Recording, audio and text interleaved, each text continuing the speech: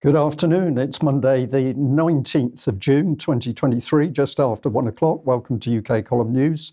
I'm your host today, Brian Gerrish, and I'm delighted to be joined by David Scott, bringing us Northern exposure from north of the border. And we're also joined by Mark Anderson, reporting from the United States. Plus, we have a guest today. But we are going to kick off with a look at the war in Ukraine, and in particular Ukrainian casualties. I did a little interview with TNT Radio on Friday night, which raised some of the issues, and I wanted to get back into this subject, which I regard as very important, because of course people are fighting, dying and being wounded. Here's the BBC headline, which appeared on Friday: Russia doesn't count its war dead, so we did. A particularly offensive interactive graphic from the BBC. And as far as I can see, they're gloating at the Russian deaths. But of course, the BBC are silent on Ukrainian casualties in what is NATO's proxy war. So why the silence? Well, let's have a little think about things.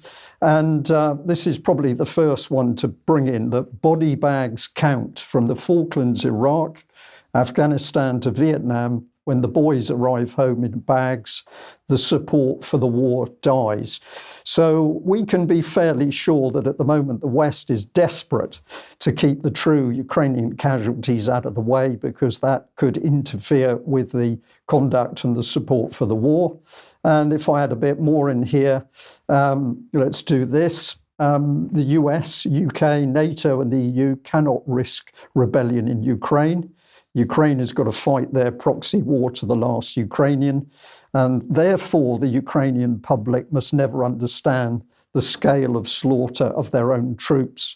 Now, I wanted to bring evidence up on screen because I was challenged, certainly on Friday night, about evidence.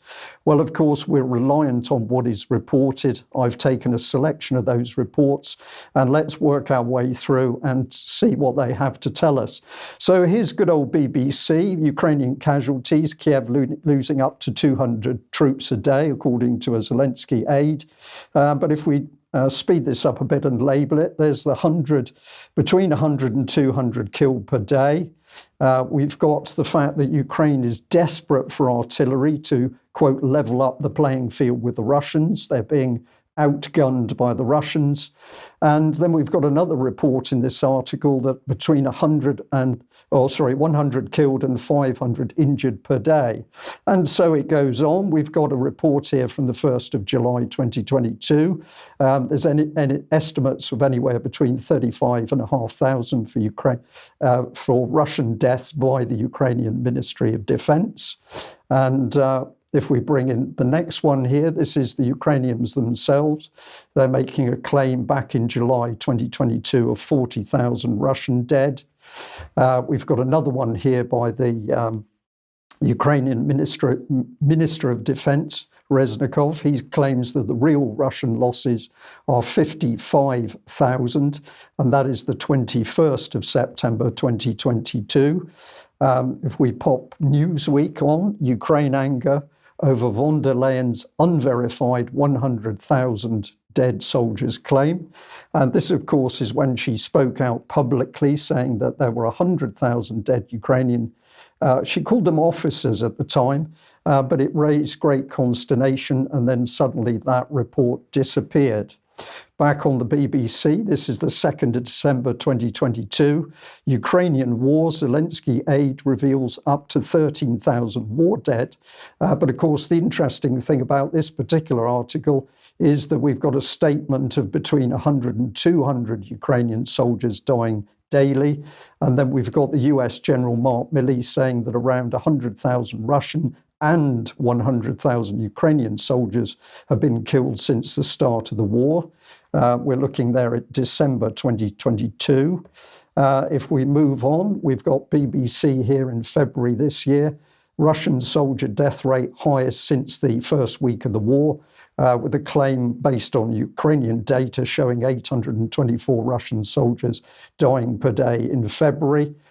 We've got the Ukrainian Ministry of Defense effectively saying they will never get tired of counting the dead bodies. 150,000 Russian occupiers eliminated. Does that mean dead and wounded? We don't know, but there's the statement.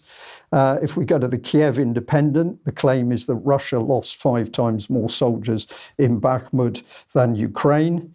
If we look at the Kiev Independent again here, we've got Russian casualties on the Bakhmut front are assumed to be very high, but Ukraine is also taking heavy losses. NATO estimates that at least 5 Russian soldiers were killed for every Ukrainian loss. But then look at the key statement, and the quote is this: "It's a pity that probably 90% of our losses are from artillery or tanks and aviation."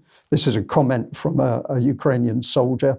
What is significant about this is, of course, whoever has the mass of artillery produces the dead bodies on the other side, and the Russians clearly have the upper hand, as this Ukrainian soldier is saying.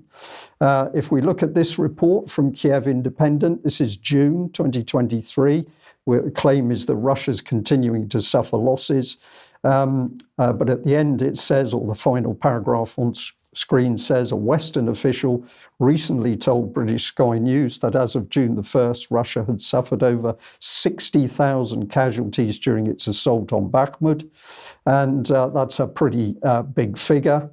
If we have a look at another report in June 2023, the 10th of June by the Kiev Independent, it's claiming that Russia has lost 214,660 troops in Ukraine.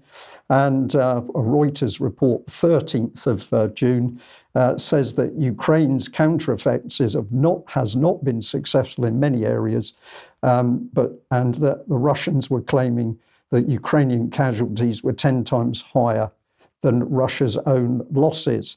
So we go on to Associated Press here, and according to them, both sides are suffering heavy casualties in this counter-offensive. One more, and Washington Post, both sides suffer heavy casualties, but there's a quote from Prigozhin, who's saying that he recruited 50,000 convicts, and apparently 10,000 of those are dead in Bakhmut. So if we do a little bit of a summary here, and then we'll invite David to comment. But this is the picture that we can put on screen. In June 2022, 100 Ukrainian killed and 500 injured per day.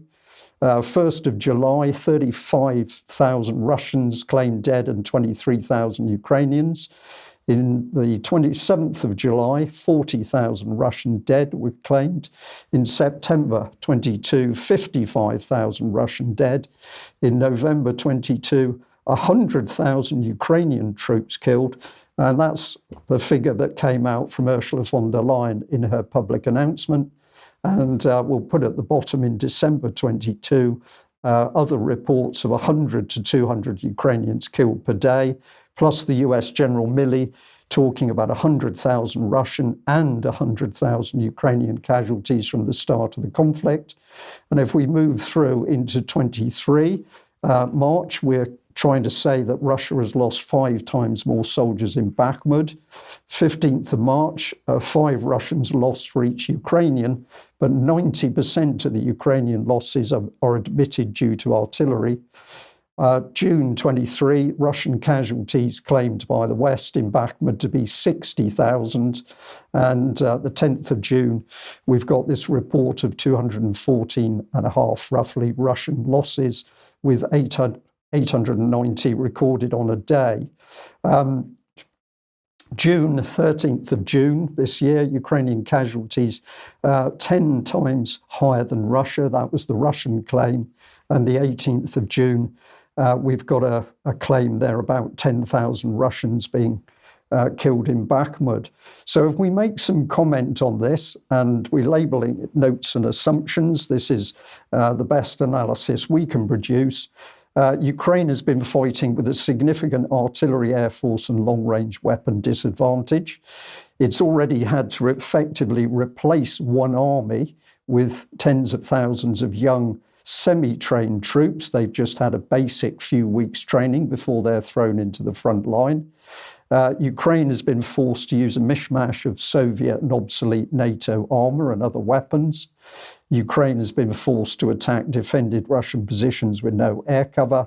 So let's think about this. Faced with a mismatch in military capabilities, it appears highly unlikely, to me at least, that Ukrainian casualties will be at parity with Russian casualties.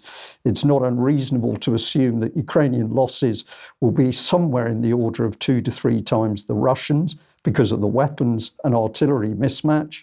And therefore, if we take that 214,000 Russian loss figure, twice equates to 429,000 casualties, or 3 to 643, of which 1 in 5 may be assumed killed. So if we take the estimate of 40 or 55,000 Russian dead as correct, then we may also assume that 2 or 3 times that number have died on the Ukrainian side, which would bring us to 80 to 110,000, which strangely starts to tie in with the sort of the numbers that von der Leyen was mentioning. David, very, very rapid run through what is possibly happening, but critical, I think, that the Ukrainian casualties not being mentioned. This has been one of the most noticeable things. Finding out about this has been almost impossible. If you go on the internet and you search, you get article after article on Russian casualties and almost complete silence on what's happening to the Ukrainian forces. There have been some, as you said, some estimates. US Defense Intelligence Agency in April estimated up to 223,000 total Russian casualties, of which up to 43,000 killed, 180,000 wounded. And their figures for the Ukrainians at that point were 131,000 total casualties, 17,500 killed, 113,000 wounded. So the Americans are trying to suggest that with a major imbalance in artillery and aircraft, that the result is that the Russians are taking losses at roughly 2 to 1 of the Ukrainians. Now, the attacking side normally takes higher losses, and that's mostly been the Russians. But the point you make about the prevalence of casualties due to artillery and the huge acknowledged 5 to 1 imbalance in artillery firepower in favour of the Russians, that does not seem credible.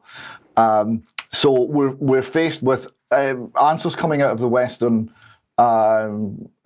capitals like Washington that don't seem to have any credibility. We've got claims coming out of Russia that don't seem to have any credibility, and this is a difficulty of forming an intelligent view as to what the truth might be, because the truth will determine the course of this war. Because if you're right about the figures here, Brian, the Ukrainians will have to be forced to bring an end to the offensive, go into a holding operation to conserve manpower, and either sensibly look for peace or simply look for a very long war of gradual grinding attrition, but on a smaller scale. It will affect what happens.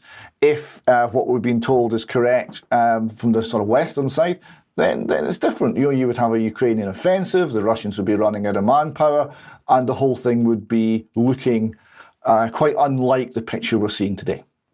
Okay, David, thank you for that. And I'm just going to comment, if we ask what is Ukraine fighting, I believe Ukraine is actually fighting NATO. And of course, NATO has already buried its way into the heart of Ukraine via Victoria Nuland's policies, not only on getting in amongst the whole infrastructure of Ukraine, but of course working with the Ukrainians to unleash this war on the Russians. More on that in coming news.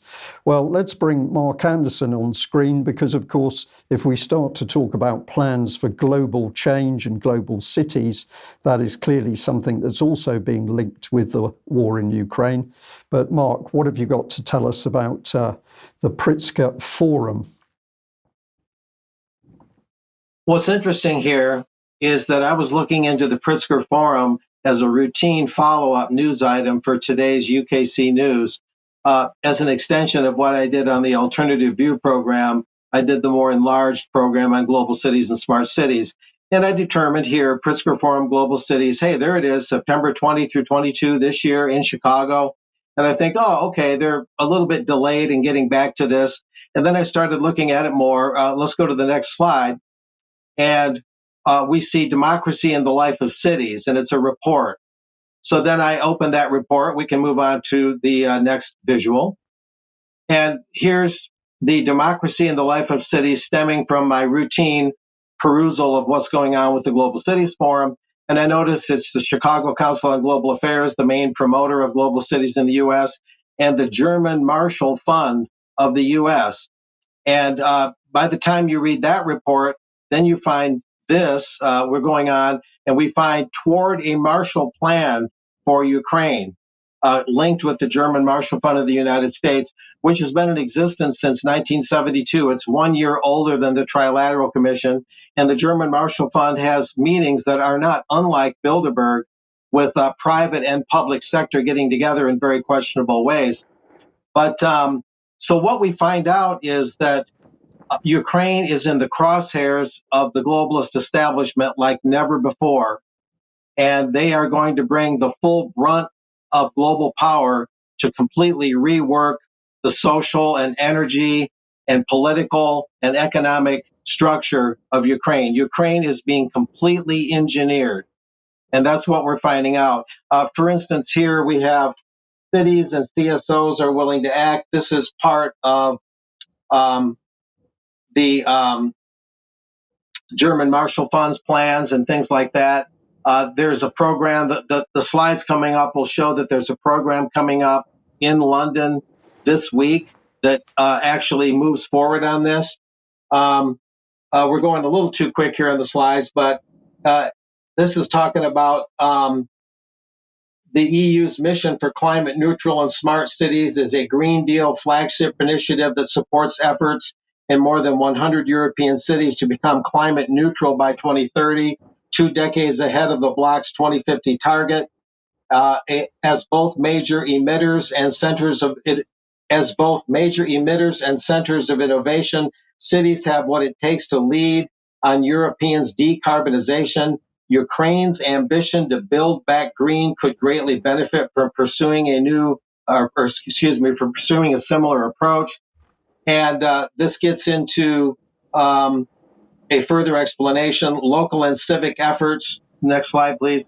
Local and civic efforts are driving the emergence of a distributed energy architecture in Ukraine. While this new system is in its early days and far from formalized, with the right support, it could become a testing ground and model for Europe's energy transition. So Ukraine's being looked at as a model for that purpose. And we'll go on from there. Much could be said here. I'll cut to the chase. The middle paragraph of this, starting here, the cost of Ukraine's reconstruction, they're already planning Ukraine's reconstruction even as the war goes on, has grown to $411 billion, according to the World Bank's latest estimate. Future-oriented loans, grants, and investments in the country's recovery will turn the unprecedented spending into an opportunity to green an economy that had been one of Europe's most energy and carbon intensive, putting it on track for European Union integration and global climate goals. So European Union integration of Ukraine is going hand in hand with making Ukraine's cities global cities, with making them build back green, with major investments likely that will come from BlackRock. That's not specified here, but I suspect that's true.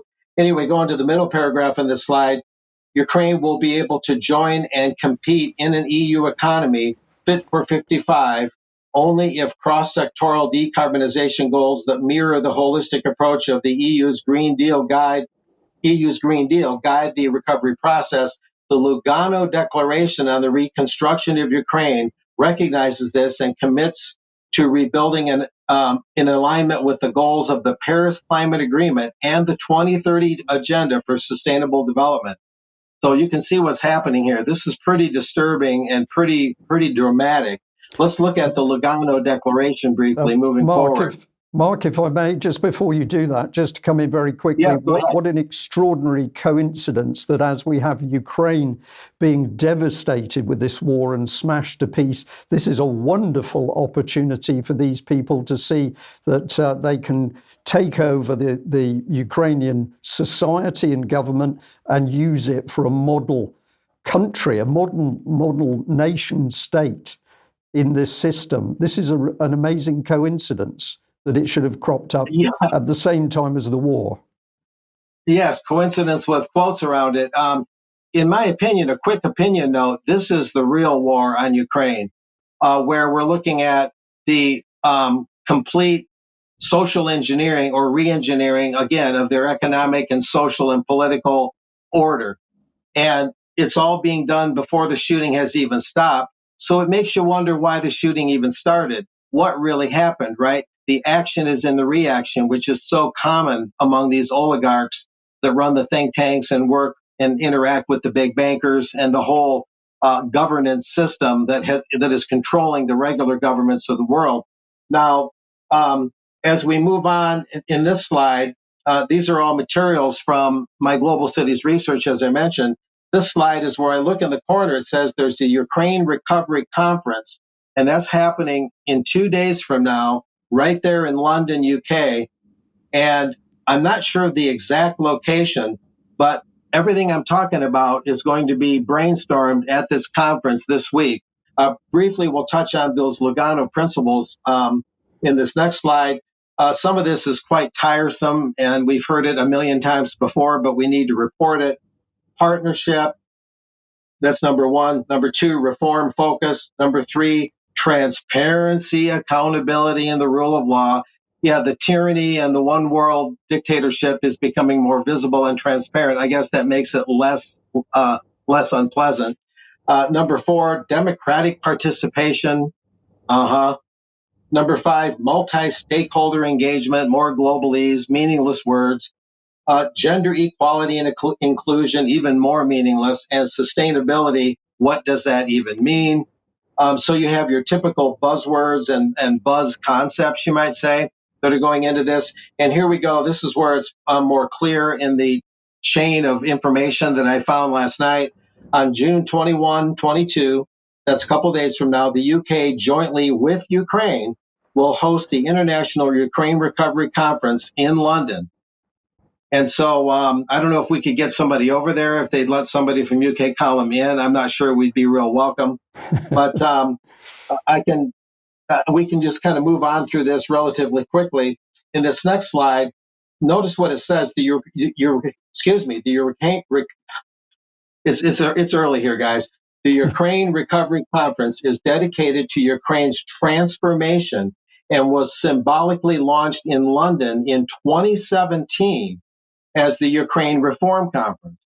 Now, this is curious that this has been going on in between when the West, through Victoria Nuland, overthrew the Russian-leaning leader of Ukraine in 2014. 3 years later, 2017, they're already doing these sorts of things well before the conflict that we're reporting on now. And as part of the 2023 agenda, it says here the conference will advance private sector participation in recovery by showcasing new and existing partnerships between international and Ukrainian businesses and the benefits these bring to both parties. A focus on specific sectors such as tech, logistics, and transport corridors, green energy, natural resources, infrastructure, reconstruction, digitalization, agriculture, and food, health, and pharmaceuticals will enable Ukraine to highlight investment opportunities and encourage future partnerships and areas of cooperation, which is really another way of saying they're going to open it up to the financial sharks of the world, very most likely BlackRock, major banks, major investors, probably Palantir, and many that are involved in Bilderberg. And here we get into the specifics of the Ukraine Recovery Conference coming up in London in a couple of days. They are being somewhat open about it, and yet the press in the UK and the US probably will never even touch this, never even mention that this is happening. They're going to deal with infrastructure, supporting Ukraine rebuilding its damaged critical infrastructure is an immediate need, but also offers opportunities for partnerships to shape efforts to rebuild and enhance facilities through using innovative technology and green solutions. AI will no doubt be a big part of it. Reform and governance matters to help Ukraine meet the standards required for EU accession. So we see what the end game is here. And participants and level of representation, the conference will be attended by high-level international political representatives from all regions, multilateral organizations, and international financial institutions. So that's what's going to be happening here in London in a couple of days at this Ukraine Recovery Conference. Moving on from there, again, this is very curious. As you look at that website, you see Ukraine reform conferences have been happening since 2017 in London, 2018 Copenhagen, 2019 Toronto, Canada, 2021 Vilnius, and 2022 Lugano. So Ukraine has been, you might say, a political, social, economic object of experiment for several years under the tutelage of the oligarchs and the internationalist establishment. And that is probably the bulk of the report. I believe that that's everything of major importance. And anyway, I'll just mention that Chatham House, this is worth the honorable mention. Chatham House simultaneously starting tomorrow is having a program called Shaping the New Ukraine, Delivering Resilient Recovery. And it's going to be live streamed. They say that the in-person seats are all taken up. And Ukraine's recovery, listen to this, requires enormous human and financial resources and will impact every sphere of public life. Mark, thank you very much for that update. Very useful and just fascinating to see all this machinery go on in the backdrop while the war is still going on. And as we've seen with the statistics, tens of thousands, maybe hundreds of thousands of Ukrainians and Russians dying. David, have we got a stable financial economic backdrop for all of this planning for the world utopia? Well, that's an excellent question, and we'll get to the excellent question from Mark in extra time.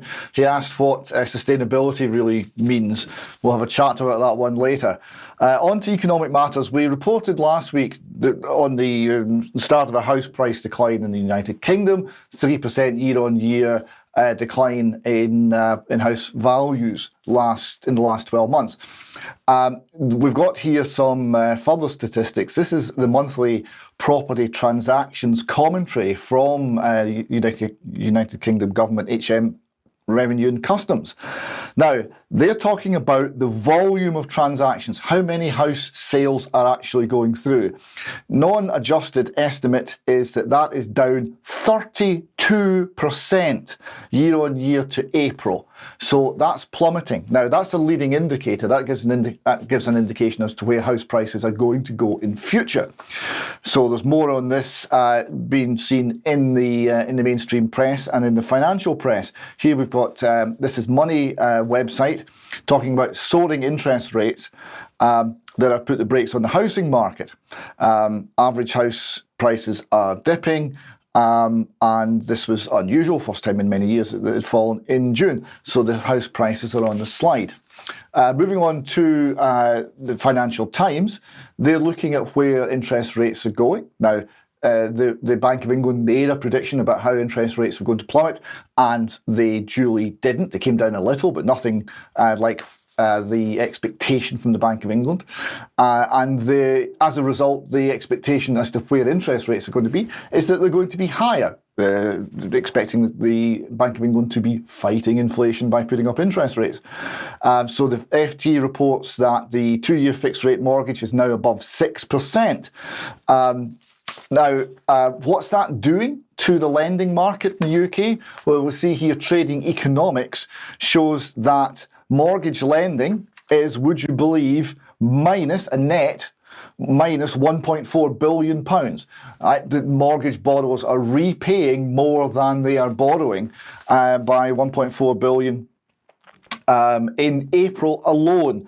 And if you look at this chart, you'll see that apart from one dip during the COVID craziness, this is the lowest level of mortgage borrowing on record in history in the United Kingdom. So certainly since that record began. So this is very, very significant. The housing market is really hitting the buffers very hard. Trading Economics reports here, the period since the onset of COVID-19 has excluded net borrowing of mortgage debt was at its lowest level on record. Looking slightly further afield from the United Kingdom, we go to the European Central Bank.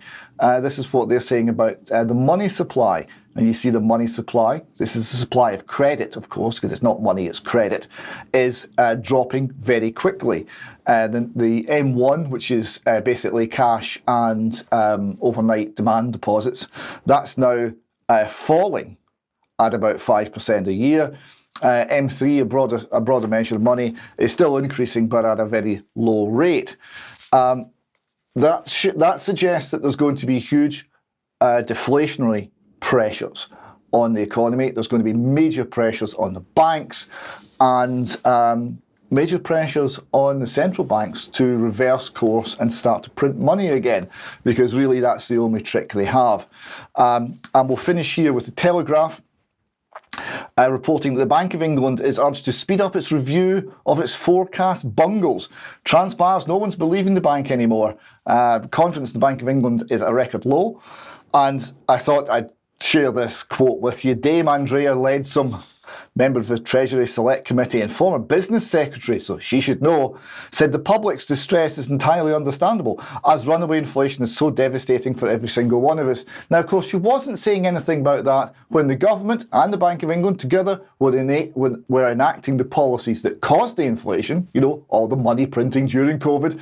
She was silent then. But now she's got someone to blame it on, namely the bank. She's happy to do that. If only people would actually stand up and take responsibility for what they have done to this country, that would be a start.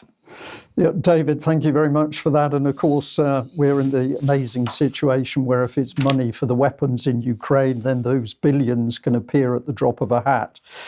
But what we need is a stop button for the roundabout, I think.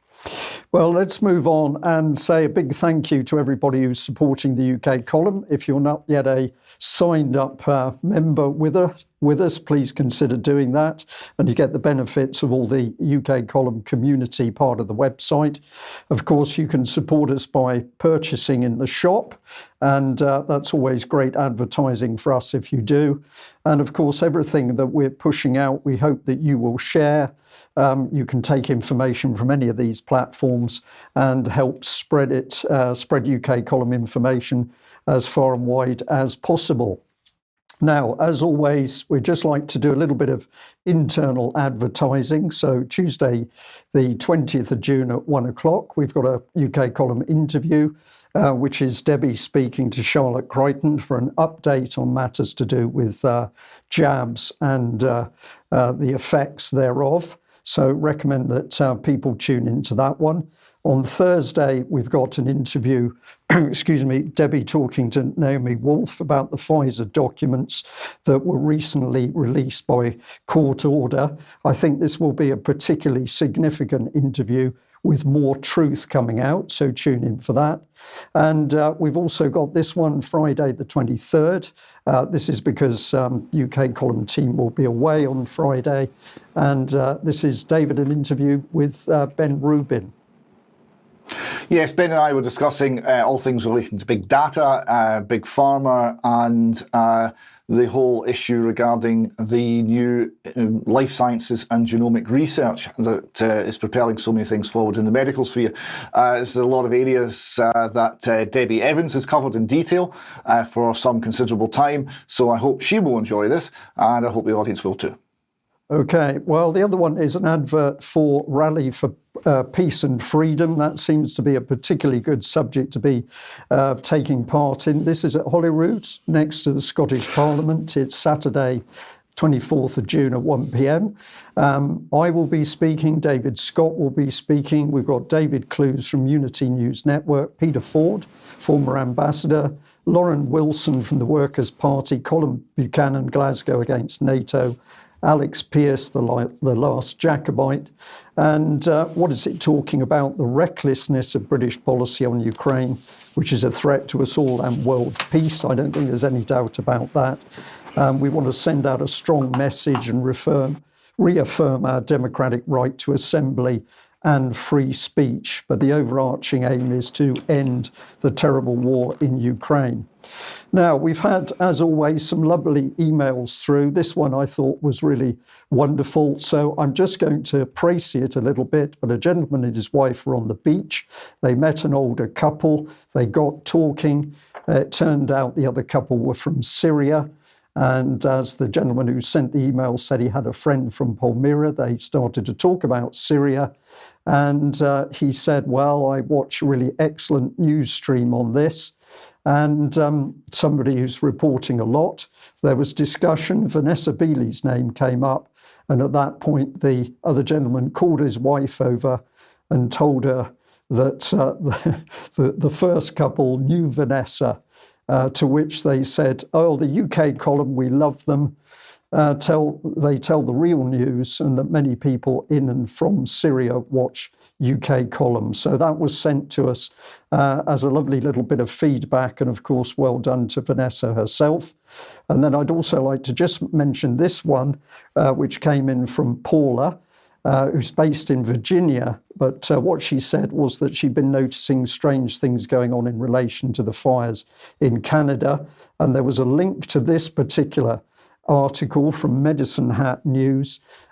People can freeze the screen to read it, but essentially this is talking about the US deploying high-tech Pentagon equipment. So we're talking satellites and more to help Canada detect, suppress new wildfires.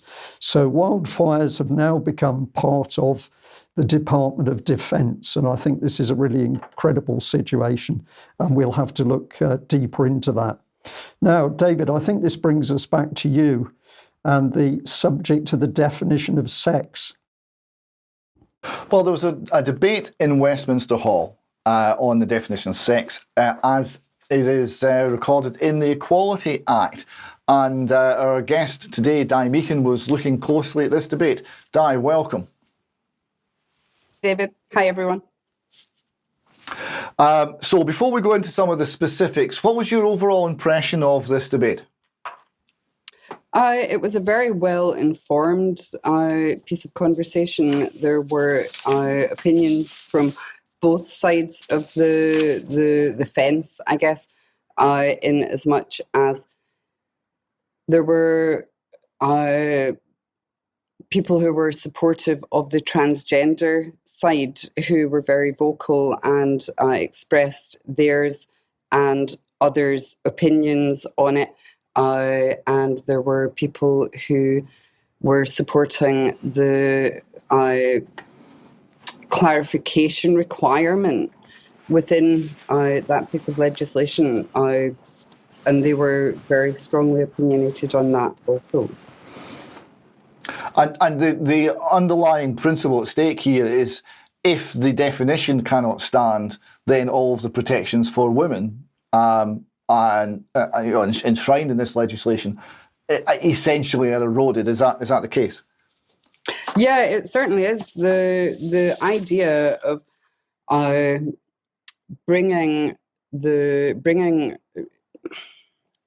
if we have a situation where sex is not classified strictly as biological sex, then in actual fact, anyone who, i.e. Isla Bryson or the likes of his other prisoners, I guess, when they identify into the women's category, then what you have is a situation where you can't actually say no to these men because they identify as women. Therefore, they would be protected by law in the Equality Act. and women's rights, in actual fact, are just blown to the wind. Yes. We've got a couple of extracts here from the debate. Janil Rewardina, MP for North East Hampshire, he said that in 1597, Edward Coke, Attorney General, told Parliament that the law cannot do the impossible. The example he used was that the law cannot make a man into a woman. I believe he was right then, and he is right now. Joanna Cherry, you'll be talking about her shortly. Said the protected characteristics of sexual orientation is contingent on the definition of sex as meaning biological sex. Gender identity is not relevant to sexual attraction. And Miriam Cates, MP for Penistone and Stocksbridge, she said there's nothing more destabilising to society than to dismantle the legal, social and cultural guardrails that protect women and children by pretending that males become females and vice versa, and allowing that to creep into our law. Now, by way of, in part, light relief, we've got a video here. This is Kirsty Blackman, MP, SNP MP from Aberdeen, speaking within this debate. I would encourage everyone to look at Joanna Cherry behind her and watch her reaction. We've talked about biological sex a number of times. Not one person has been able to explain what biological sex was. The member over there gave a good stab at it, talking about XX and XY chromosomes. I have no idea what my chromosomes are. I have an assumption that they are probably XY, but I don't know. I've not got a clue what my chromosomes are. I've got a fair idea of what my genitals look like and how that compares to what other people's genitals look like. But if we're talking about biological sex and we are requiring that to be the definition, there needs to be an actual definition that everybody in this room can agree with. And it is not the case that anybody has been able to provide a definition on this. Poor Joanna Cherry having to listen to that. So this is what the extreme neo-Marxist left are trying to do. They're trying to play around with making exceptions destroy definitions so that you can't know anything. If you can't know anything, then everything's permitted. There are no boundaries, and everything goes. Just before we move on to another clip, Di, do you have any comments on that one? Yes, I would ask the question of how she on earth managed to deliver 2 children if she has XY chromosomes. That's an excellent question. Now, same speech, later on in the speech, and another reaction from Joanna Cherry. This one more serious, and a lot of people have been attacking Joanna Cherry over this reaction. I think unfairly. We'll see what you think, Di. We'll run the video and then perhaps you could comment. In this change being made, they said, what hope is left? Should I just kill myself now and be done with it? They will not rest until trans people are excluded from public life. Di, what do you make of that?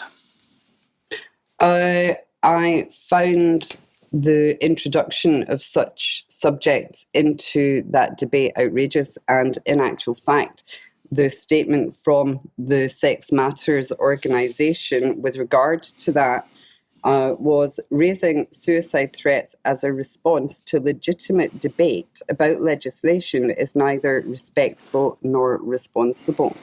Now, it really just, that kind of comment really does buy into the emotional blackmail situation in which some parents find themselves, where they're asked if they would rather have a transgender daughter or a dead son. Now, it's utter emotional blackmail, and outrageous, should not be introduced into these kind of conversations where it's manipulation and nothing more. Indeed. Thank you very much for that, Di. We'll be back to you shortly. Brian. Incredible watching these people. What was in my head is that this whole agenda, of course, has now been driven deep into society in Ukraine, and the average person in Ukraine, no idea what is coming from the West, but the complete destruction of all their values, all their belief systems, and we're watching it unfold here. And of course, I can imagine that many Ukrainians look at UK and think it's a bastion of sensibility and justice and democracy, but we're demonstrating something completely different. Let's move on to another highly controversial subject, which is abortion. And many people in the UK column audience are engaging with us talking about this. But take us through the segment, David, and we're going to stay on subject with this because it seems to us to be such an important one. Yes, so we start here. The one aspect of equal rights that never seems to get any traction in our parliaments in the West is equal rights for babies in the womb, but it is getting traction in the street, and more people are seeing this as the equivalent to the fight against slavery and as a really important matter to be campaigning on. The Christian Institute have reported figures that the rest of the Scottish media don't seem to have reported very prominently, that the abortion figures in Scotland have gone up hugely by 19% in 2022. So we're now killing 16,596 little Scottish babies every year. So that's well over a quarter. The previous figure was more than 25%. So we're heading towards 30% of all babies conceived.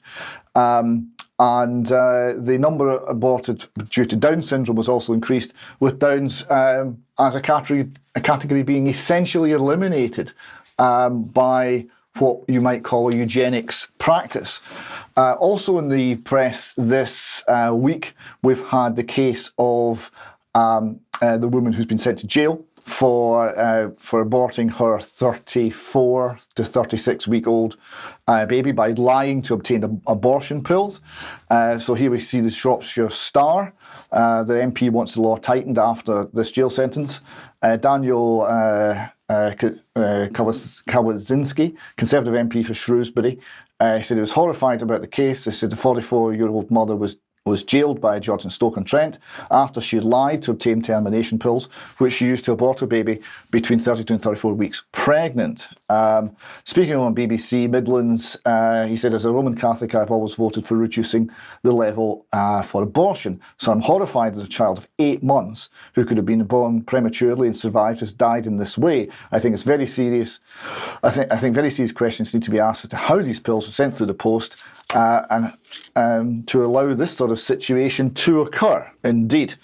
Now there are many contradictions and inconsistencies with this in this subject area.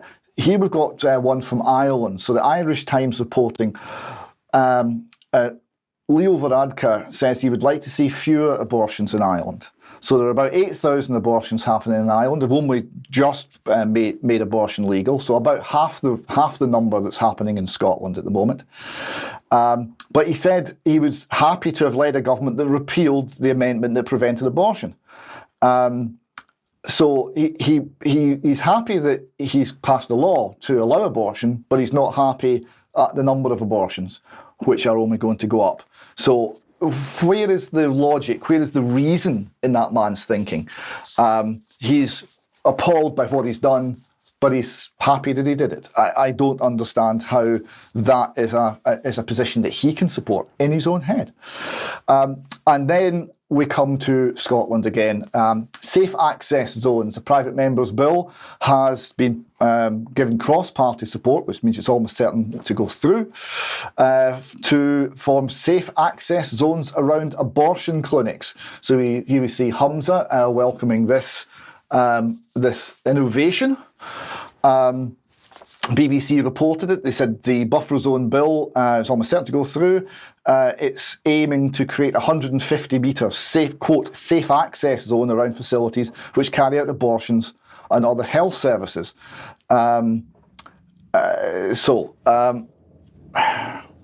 Here's the thing. I find this deeply offensive. You know, they're going to go and take these mostly little Roman Catholic ladies, Scots and Irish Roman Catholic ladies who are standing quietly outside the abortion clinics, holding one or two signs, and they're going to lock them up, right? And here you see the people who put this bill through laughing and joking and giggling about the whole thing. Now, remember, we're killing almost 30% of our population via abortion. The figures are going up and up. We're killing 16,000 little Scots a year, and look at them grinning.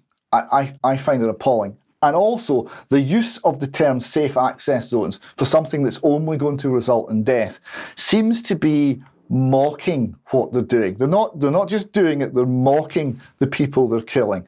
And the only similar thing I could think of was the phrase that work will make you free, that was above the concentration camp gates. This level of mockery is deeply disturbing. I know some people won't agree with me, but I find that quite an impossible position to be giggling and laughing about this subject. David, I think I would just come in there and say I believe that what's being proposed, what we're going to see proposed very, very shortly, is that the abortion can take place up until the time the baby is literally in the birth canal. So this is going yet another stage, and this, of course, is the way it always is. And I find this whole thing unfolding to be fascinating because I come from a generation where the pill was sold as the solution to all unwanted pregnancies. But now we're going to come into a world where we're not even sure who is the man, who is the woman. And so who has the responsibility for creating the baby in the first place? There is something deeply sinister, deeply evil at work in producing the policies that we're seeing unfold in the UK and worldwide. Where does that take us? It takes us back to Di. Di's been very busy this week. Another of the event that she went to was organised with Scottish Union for Education. And that was to look at transgender ideology in Scottish schools. A paper was presented by the very excellent Dr. Jenny Cunningham, a veteran of No to Name Person campaign, amongst other victorious campaigns. So, Di, just before we have a little clip of Stuart Waiton speaking at this, but could you give us your overall impression of the event? Is that most people have no idea how deeply the indoctrination in our education system is. When there was discussion on if you were to remove your child from the sex education curriculum and any other education sections within their yearly program of education, the children would, in actual fact, only probably end up with 2 subjects because it's embedded in almost every subject that they learn in. It's shocking. Yeah, so this next clip is from Stuart Waiton, a friend of UK Column and founder of the Scottish Union for Education, speaking at that event. Adults and teachers need to stop affirming children and to start teaching them. They need to stop obsessing over their identity and start to develop their character. And the Scottish Union for Education needs an army of old men and old women.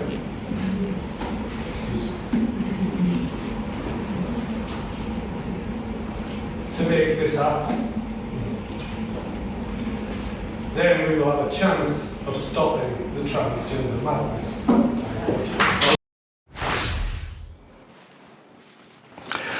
So the paper that was presented, a detailed and very thoughtful paper. We've got a few slides here just to show the ground that was covered. So as you see here, it's called Transgender Ideology in Scottish Schools. And there were 9 main points highlighted, as you see in that slide. Is there any that in particular, Di, that you would like to bring to the fore?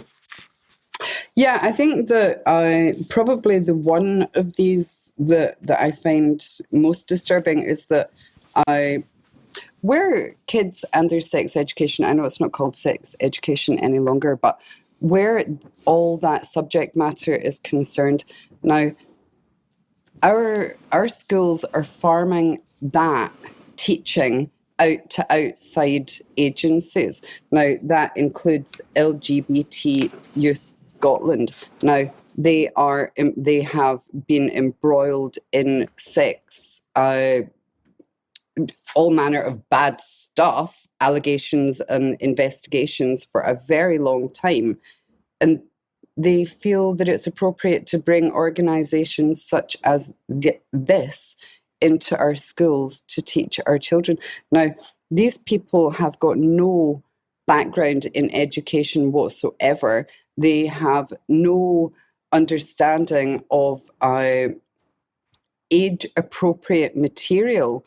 And so you have kids that are coming home having been given homework to ask their dads about their erections and ejaculations. A child is sent home to ask these things of their father. And this illustrates the point well. I mean, the fact that the former head of this organisation was, in fact, Scotland's most infamous paedophile, notwithstanding, the organisation as a whole is made up of activists, right? This is queer theory activists looking to change society. And they're being invited into schools and asked to do this to our children. And it seems at the moment that very, very few, and no one in the education establishment, actually appreciates the implications of what they're doing. More on this in extra time. Di, thank you very much. Okay, David, thank you very much for that. Well, we're going to end by moving on to Mark, and let's bring you on the screen. I think it's back on the subject of the World Health Organization. Yes, this is a brief update. I signed up. Here's a creative idea. I signed up on the mailing list of the WHO, everybody's favorite pastime, right? And they started sending me press releases. So I'm going to be contacting WHO media people with some pointed questions I've come up with, and the WHO pandemic treaty researcher James Roguski of LA as well. He's made a lot of great reports and asks a lot of very pertinent questions. This is just some basics that I started getting from the WHO once I signed up. Countries set out way forward for continued negotiations on global agreement on pandemic prevention, preparedness, and response. They're using the word agreement. They're avoiding that word treaty. This is dated the 17th of June, very recently. Moving on from there.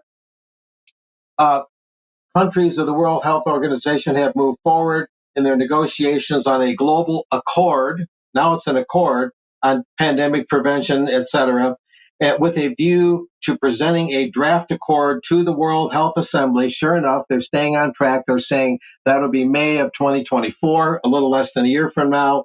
Ending yesterday, discussions on the draft pandemic accord took place during the 5-day resumed session of the 5th meeting of the Intergovernmental Negotiating Body. That's the treaty negotiating panel, which includes WHO's 194 member countries, et cetera, et cetera. We can move on from there. Ending yesterday, keeping in mind the date of the press release, discussions on the draft pandemic accord took place. Discussions. Let's go to the bottom. The drafting group discussed Chapter 2, addressing Articles 9, research and development, 10, liability risk management, 11, co-development and transfer of technology and know-how, 12, access and benefit sharing, 13, supply chain and logistics, and 14, regulatory strengthening. That gives you some of the things that they're covering. And going from there, I think we have one more. The meeting then agreed to continue consideration of several of these articles through informal meetings of the drafting group. As a pilot, informal meetings on Article 9, research and development of the Bureau's texts were held twice on the sidelines of the drafting group meeting. The Intergovernmental Negotiating Body, the INB, agreed to a series of intersessional informal meetings for the drafting group participants in advance of the 6th meeting of the INB. Articles 9, 12, and 13 there, along the lines that I mentioned. The sixth meeting of the INB will be held in July from the 17th till the 21st. So there's an announcement there. And the drafting group will be invited to continue its work with consideration of the Bureau's text. The Bureau's text is the current evolving treaty that they're calling an accord, and so on and so forth. And the last thing I'll mention, it was noted that a joint plenary session of the Intergovernmental Negotiating Body and the working group on the amendments to the international health regulations, which run in parallel with the developing treaty, that'll be held on the afternoon of the 21st of July and the morning of the 24th of July. So this just gives you an idea, a little bit of what they're talking about and when they're doing it, just to keep our viewers on track so they know how to get involved at whatever level they can to make their views known on this WHO treaty process and the international health regulations. So there you go, Brian. Mark, thank you very much. And am I right, Mark, in saying, and of course, all of this is set in the form that countries have to opt out of it. It's a rolling machine. You're caught up in it unless you opt out. Is that correct? Yeah, the general understanding is if you don't make a complaint, you're assumed to be consenting to it. So if you don't say anything, they assume you support it. There's lots of bells and whistles to this thing, but the main thing is that they want to have one body calling most of the shots for informed consent and health choice, including so-called vaccine choice, rather than nations being able to opt out or subunits like states or counties within nations being able to opt out. That way, the next big pandemic that they declare, which could be the bird flu, they can say, look, we've got this accord, we've got the international health regulations, the WHO runs most of the show, and so individual nations cannot opt out at all, or at least not as much as they used to during the initial COVID scare. So that's what they're going for, and that's why we need to stay informed on a steady basis.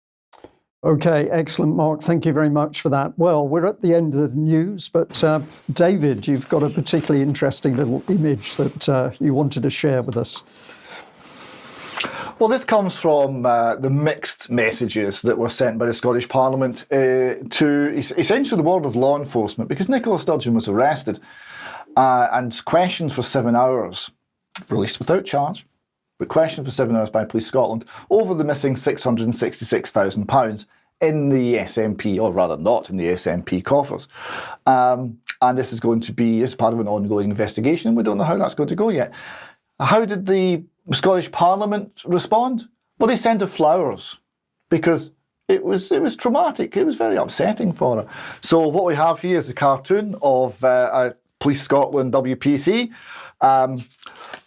reading the rights to a broken-nosed, knuckle-dragging thug, but simultaneously giving him a bunch of flowers because, it might be upsetting for him. So I thought that was very good. And David, we're going to finish in a little... David, I'm sure the one Sorry. on the right actually is a woman, because I think it's pregnant, isn't it? I think you're confused over this image.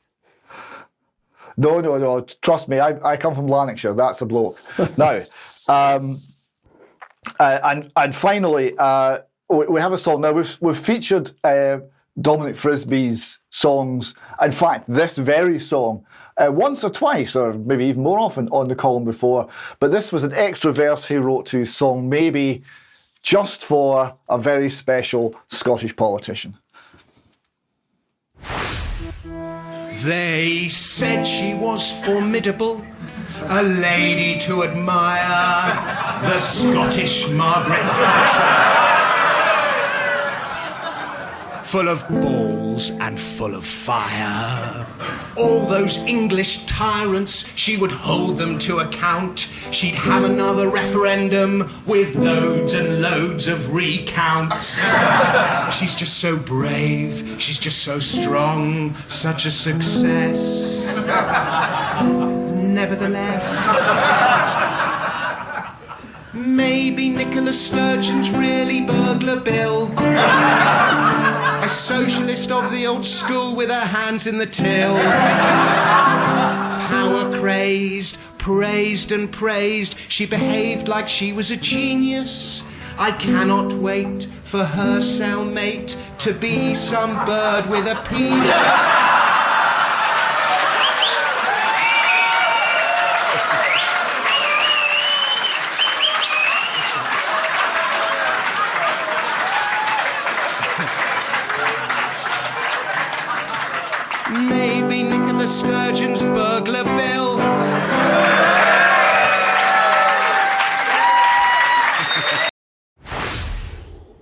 Well, there you have it. I hope that brought a smile to your faces at the end of what is very often now a very serious UK column news. But of course, these are the events unfolding around us. We'll leave it there. David Scott and Mark and Di, thank you very much for joining us. We will be back for Extra Time in a few moments. But I'm going to say a very, very big thank you to our audience, all of the wonderful emails, gifts that are sent in to us, books, papers, research. It's really tremendous to see our worldwide audience engaging with the UK column. So we're going to say thank you very much. For our supporters, please make sure you join Extra Time on Wednesday, because we'll be doing a second part to where we're going with UK column and our new home and studio. So we'll be back in a few moments for Extra Time. Thank you very much for joining us. Bye-bye.